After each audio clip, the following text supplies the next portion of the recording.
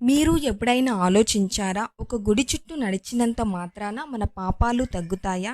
లేదా ఒక కొండని దేవుడిగా పూజించే ఒక స్థలం ఉందని విన్నారా? ఆ స్థలం అరుణాచలం. ఇక్కడ ఒక అద్భుతమైన శక్తి ఉంది.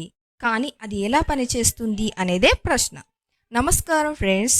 ఈరోజు మనం తెలుసుకోబోయే విషయం అరుణాచలం గుడి చరిత్ర మరియు దాని శక్తి ఎలా పనిచేస్తుందో చూద్దాం.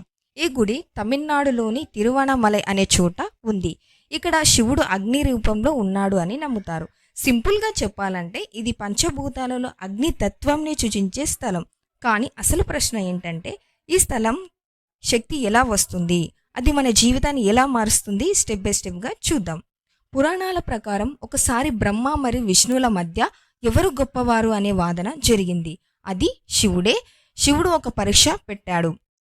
ఈ స్తంభానికి ఆది అంతం కనుక్కోండి అని చెప్పగానే విష్ణువు వరాహ అవతారం తీసుకొని భూమిలోకి దూసుకెళ్లాడు. బ్రహ్మ అంశరూపంలో ఆకాశంలోకి ఎగిరాడు. అనంతమైన ప్రయాణం తర్వాత బ్రహ్మకు ఎక్కడా ఆ అగ్నిస్తంభం చివర కనిపించలేదు. ఆ సమయంలో అతనికి పైనుంచి పడుతూ వస్తున్న ఒక పుష్పం కనిపించింది. అది మొగలి పువ్వు. బ్రహ్మ అడిగాడు, ఓ పుష్పమా, నువ్వు ఎక్కడి నుంచి వస్తున్నావు? పుష్పం సమాధానం ఇచ్చింది, నేను ఈ అగ్నిస్తంభం పైభాగం నుంచి పడుతూ వస్తున్నాను అని చెప్పింది. అప్పుడు బ్రహ్మ ఒక యుక్తి ఆలోచించాడు. నువ్వు నాకు సాక్షిగా నిలబడాలి, నేను పైభాగం చూశానని చెప్పాలి. మొగలి పువ్వు కాసేపు సంకోచించింది, కానీ చివరికి ఒప్పుకుంది. ఇక కిందకు వచ్చిన తర్వాత కామధేను కూడా బ్రహ్మ మాటకు సాక్షిగా నిలిచింది. విష్ణువు మాత్రం వినయంగా అన్నాడు, ప్రభు, నేను ఎంత వెతికినా చివరి అనంతం కనిపించలేదు. కానీ బ్రహ్మ మాత్రం అబద్ధం చెప్పాడు. నేను పైభాగాన్ని చూశాను, ఈ పుష్పం కామధేనులు సాక్షులు. అప్పుడు శివుడు కోపంతో ప్రకాశించాడు. అబద్ధానికి సాక్ష్యం ఇచ్చిన మొగలి పువ్వు, ఇకపై నా పూజలో నిన్ను ఉపయోగించరు. కామధేను కూడా అబద్ధం సాక్ష్యం చెప్పినందుకు కొంత శిక్ష వేశాడు. బ్రహ్మ, నీకు భూమిపై పూజలు ఉండవు అని శపించాడు. విష్ణువు నిజాయితీకి మెచ్చుకొని ఆశీర్వదించాడు. అప్పుడు శివుడు నేను పరమశక్తి అని తెలిపాడు. ఆ అగ్నిస్తంభమే తర్వాత అరుణాచల కొండగా మారింది. కాలక్రమంలో రాజులు, భక్తులు ఈ స్థలాన్ని అభివృద్ధి చేశారు. కొంచెం కొంచెంగా ఇక్కడ ఒక గొప్ప గుడి నిర్మించబడింది. అదే అరుణాచలేశ్వర ఆలయం. ఇక్కడ శివుడు అగ్నిలింగంగా పూజింపబడుతున్నాడు. ఇది చాలా ముఖ్యమైన విషయం. అరుణాచలంలో ప్రధానంగా చేసే పని గిరివలం లేదా ప్రదక్షిణ. భక్తులు కొండ చుట్టూ సుమారు 14 కిలోమీటర్లు నడుస్తారు. ఎందుకు నడుస్తారు? నమ్మకం ఏంటంటే, ఈ కొండే శివుడు. కొండ చుట్టూ నడవడం అంటే శివుడిని ప్రదక్షిణ చేయడం.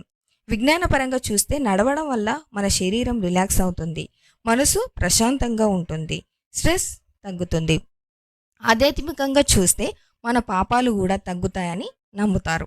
నియమంగా గిరివలం చేస్తే మనసుకు ప్రశాంతత వస్తుంది, భయం తగ్గుతుంది, జీవితంలో స్పష్టత వస్తుంది అని చాలామంది చెబుతారు. అరుణాచలం వెళ్ళిన తర్వాత మా జీవితం మారిపోయింది అని. అది అద్భుతమా లేక మన మనసు మారడమా? అది మీ అభిప్రాయం మాత్రమే. మనకు ఇది ఒక సాధారణ గుడిలా కనిపించవచ్చు, కానీ లోపల చాలా లోతైన వ్యవస్థ ఉంది. గుడి నిర్మాణం శక్తిని సరిగ్గా ప్రచారం చేస్తుంది. మంత్రాలు, కపనాలు సృష్టిస్తాయి. భక్తి మనలో శక్తిని పెంచుతుంది. ఇది కనిపించని శక్తి, కానీ చాలా బలంగా పనిచేస్తుంది. ప్రతి పౌర్ణమి రోజున లక్షల మంది గిరివలం చేస్తారు. కార్తీక దీపం పండుగలలో కొండపై పెద్ద దీపం వెలిగిస్తారు.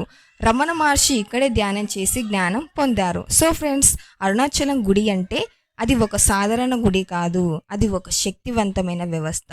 చరిత్ర, శక్తి, భక్తి, ప్రక్రియ ఇవన్నీ కలిసి ఒక గొప్ప అనుభవాన్ని ఇస్తాయి. మీరు ఎప్పుడైనా అరుణాచలం వెళ్ళారా లేదా వెళ్ళాలని అనుకుంటున్నారా? కామెంట్స్లో చెప్పండి. మరో వీడియోలో మళ్ళీ కలుద్దాం. అంతవరకు